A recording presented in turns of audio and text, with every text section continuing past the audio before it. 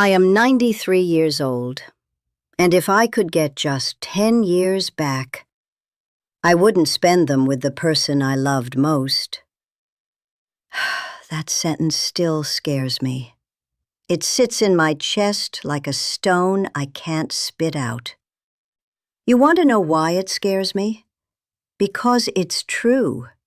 And truth, real truth, cuts deeper than any lie ever could.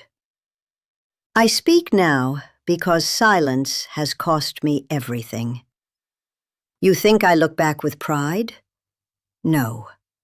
I look back with regret so thick you could choke on it. And I'll tell you why. My name's not important. The story is.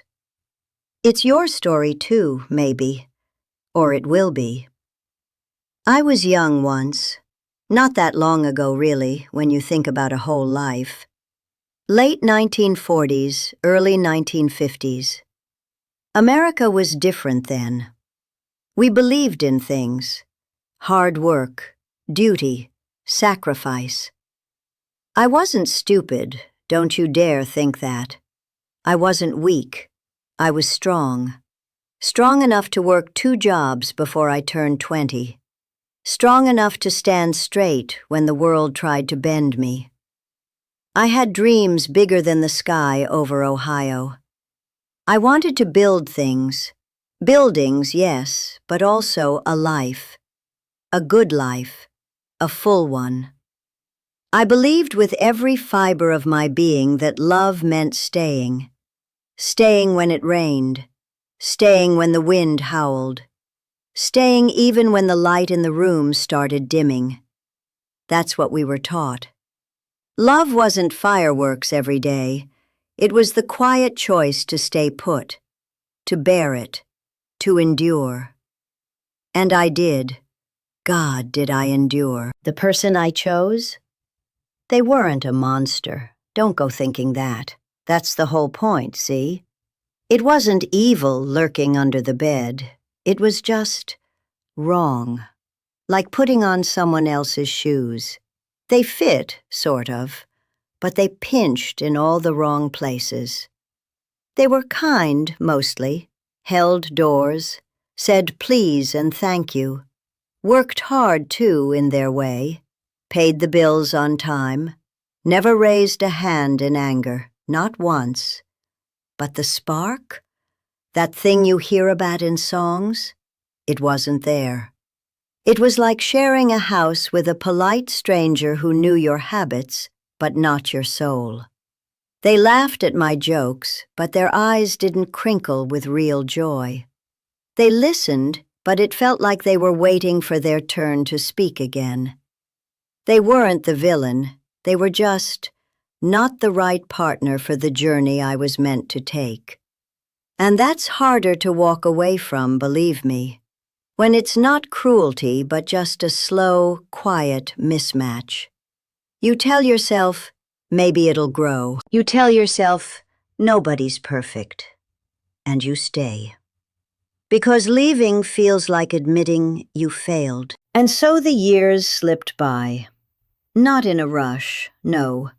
Quietly, like sand through dry fingers. One compromise at a time. Remember that? It wasn't a big explosion, no screaming match on the front lawn that the neighbors called the cops about, no dramatic exit. It was 1,000 tiny surrenders. I gave up that dream of starting my own business because they said it was too risky, and I didn't fight hard enough. I stopped seeing that friend who made me laugh until my sides hurt because it made trouble. I learned to bite my tongue when I disagreed because arguing just led to that heavy, cold silence that filled the house for days. The passion, the fire I had when I was young, it got buried under layers of should and must, and it's easier this way. We'd sit at the kitchen table after supper, the radio playing low, and the air would be thick. Not angry, just empty. like the space between us was a physical thing you could reach out and touch. It was comfortable in a way, like an old, worn-out shoe. But comfort isn't living. It's just existing. And existing, my friend, is not the same as having a life. Those years, the best ones, the ones where you're strong and full of steam, they leaked away while I told myself this was enough. This was stability. This was love. There was a moment. Oh, there was a moment. Clear as day in my mind now, even if I buried it deep back then. It was a Tuesday, rain tapping soft on the window pane. I was 52. She was standing by the sink, washing dishes. Just the ordinary sound of water running, plates clinking. The whole house felt damp, not just from the rain, like the sadness had seeped into the walls. She turned to put a plate in the drainer, looked at me, really looked, not the usual glance. Her eyes were tired, so tired. And she said very quietly, almost to herself, "I don't know why we bother sometimes." That was it. No rage, no accusation, just a simple, worn-out statement, like commenting on the weather.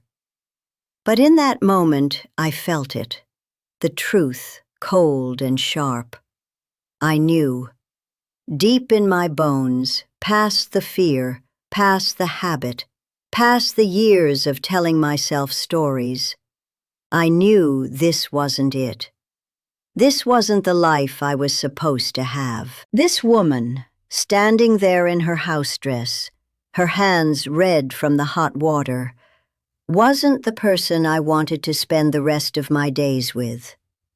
The life stretching out ahead, more quiet dinners, more unspoken words, more slow fading. It wasn't worth the breath I was taking. My body knew it first. My chest got tight. My stomach dropped like I'd missed a step in the dark. My hands, resting on the table, felt cold even though the room was warm. I could smell the damp wool of my sweater, the faint scent of last night's stew, and underneath that, the old wood of the table, polished smooth by decades of use. The silence after her words wasn't empty. It was full. Full of everything we hadn't said. Full of the dreams we'd buried. Full of the fear of what came next. I didn't say a word. I just nodded like I agreed. And then I got up and walked out of the kitchen. I went to the porch, lit a cigarette even though I'd quit years before, and stood in the cold rain, letting it soak through my clothes. I didn't cry. Men didn't cry then. But inside? Inside, something shattered. And I let it lie there in pieces, because walking away, that felt impossible. Why didn't I leave? You ask that. Everyone asks that. It's simple, really. Painfully simple. I didn't stay because I was in love. I stayed because I was afraid. Terrified. Afraid of the unknown. What if I left and failed? What if I couldn't make it on my own? I'd been out of the workforce for years, doing the family thing. Skills rust, I knew that. Afraid of what people would say. My folks, her folks, the neighbors down the street who'd watched us grow up together. Oh, they split after all these years? Must be his fault. The shame of that, in that time, it was a heavy weight. But the worst fear? The one that kept me glued there? Afraid of being alone, truly alone. Not just without a partner, but alone in a house that suddenly felt too big, too quiet. The thought of coming home to silence that wasn't comfortable, but hollow. The thought of eating dinner at a table set for one. The thought of waking up and not having that familiar shape in the bed beside me, even if that shape brought no warmth. Loneliness looked like a monster to me, and the slow, quiet death we were living, it felt safer, because at least I knew it. The devil you know, they say. Well, I knew that devil. It didn't scream, it just whispered, "This is as good as it gets." And I believed it. For years. For the best years. The years when I still had energy, when my back didn't ache, when new possibilities still seemed possible, if only just out of reach. I traded them for security that wasn't secure, for love that wasn't love. Just because I was too scared to leap into the dark. Now I'm 93. Sit by this window most days. The light's different now, softer. The chair creaks under me. My bones protest every move. But the real pain isn't in the joints. It's in the head, in the heart. At this age, you don't miss the big, flashy things you never got. You miss the quiet ones, the life you didn't live. You miss the conversations you never had, the deep, real ones, the ones where you sit and talk about your hopes until dawn. I never had those, not really. We talked about the weather, the bills, the kids' grades, surface stuff. You miss the version of yourself you never met, the man who took the risk, who traveled, who maybe found someone who saw him, really saw him, not just the role he played. The man who laughed easily, who argued fiercely for what he believed in, who didn't swallow his words until they choked him. That man is gone, buried under decades of compromise. I see him sometimes, in flashes, in the way the sun hits the dust motes dancing in the air. In the memory of my own younger voice, full of fire. And it hurts, a dull, constant ache. Not the sharp sting of a fresh wound, but the deep, worn soreness of an old one that never healed right. The afternoons stretch long here, too long. You sit with your thoughts and your regrets. They become your constant companions. They don't shout, they just whisper, over and over. What if? The hard truth? I'll tell you, it's this. The wrong person doesn't ruin your life all at once. They don't burn it down. They just slowly, gently, convince you that this is as good as it gets. They make the ordinary feel like destiny. They make you forget you ever wanted more. They don't break your spirit in a single blow. They erode it, grain by grain, like water on stone. Until one day you look around and you're in a landscape you don't recognize anymore, and you can't remember the last time you felt truly alive. They teach you to settle, and the worst part? You start to believe them. You defend the cage you're in because leaving it seems scarier than staying. That's the trap. It's not dramatic, it's subtle.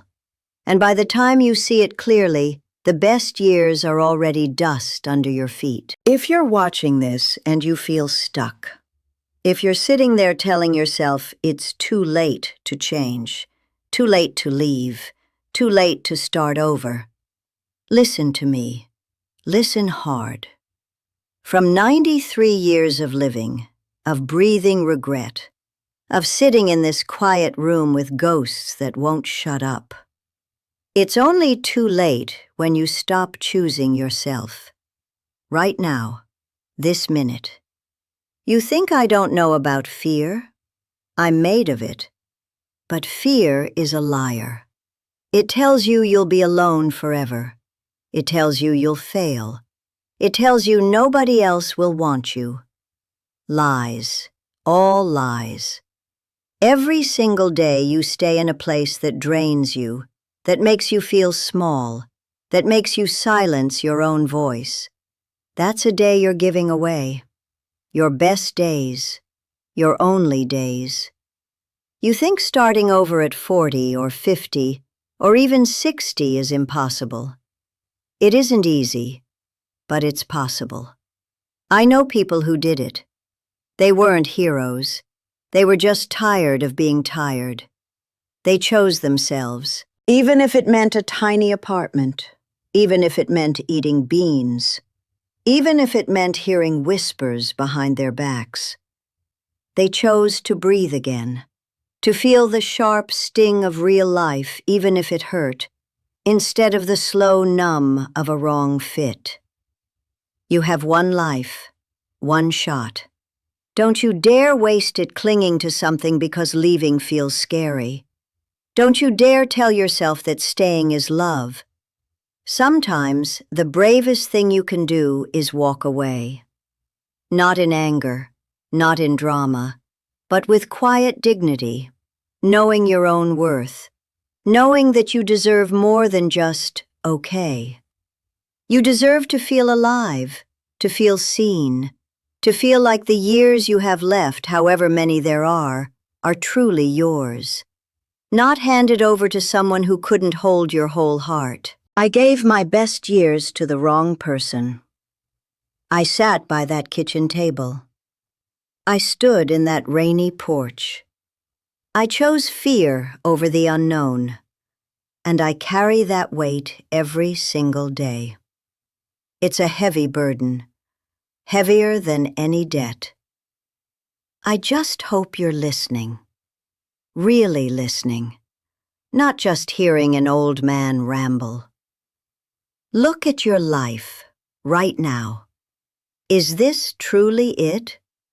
Or are you just telling yourself it is because you're too scared to find out what else might be possible? Don't give your years away out of fear.